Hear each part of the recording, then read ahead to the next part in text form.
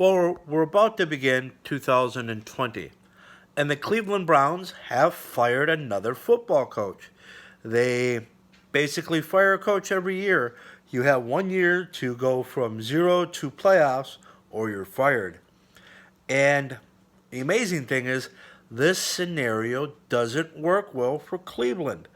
I'm not saying that the current coach was great and he was going to lead them to a Super Bowl, but the guy deserved more than a year. If you fire somebody every year, you're never going to have stability. You have to let the guy lose for a season.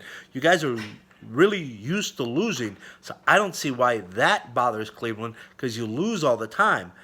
But having a coach there for 2, 3 years, at least make a 3 year commitment to the guy to see if he can get things rolling. But 1 year, particularly on a team that doesn't have a winning tradition, is just not a way to establish a winning tradition. So the Cleveland Browns have fired another coach. My prediction is they're not going to have a winning season next year, and they're going to fire the new coach. And then they're going to lose the following year. And 30 years from now, they'll go through 30 coaches, and they'll do what they did the previous 30 years, which is basically 30 years of losing and over about 20 coaches.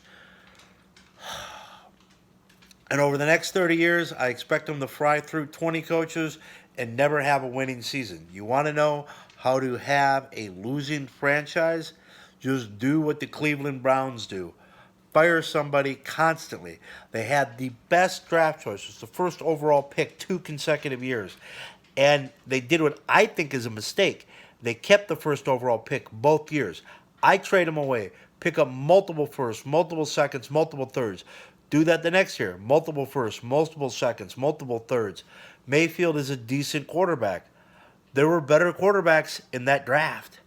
The ones playing in Baltimore right now, you could have traded out of the top spot, stacked up multiple firsts, multiple seconds, and got Jackson as your quarterback. There were other really good quarterbacks in that first round you could have traded down to get and stacked up more. I mean, if I was Cleveland, I would have traded out of the first pick twice in a row. I'd have an offensive and defensive line that is strictly first, second, and third rounders.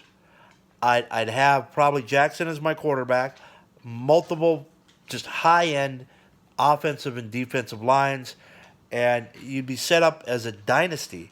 But you keep firing your coaches. You keep taking the first overall pick and telling him, you're our savior. By the way, I'm firing the coach. There's no unity. There's no love in the back office. We're the Cleveland Browns. We expect to fail, and if we didn't win the Super Bowl, everybody's fired. Damn it, we're a losing team again. You're watching Tim's TV. Don't be the Cleveland Browns. Give somebody more than a year. Let a coach go in and win.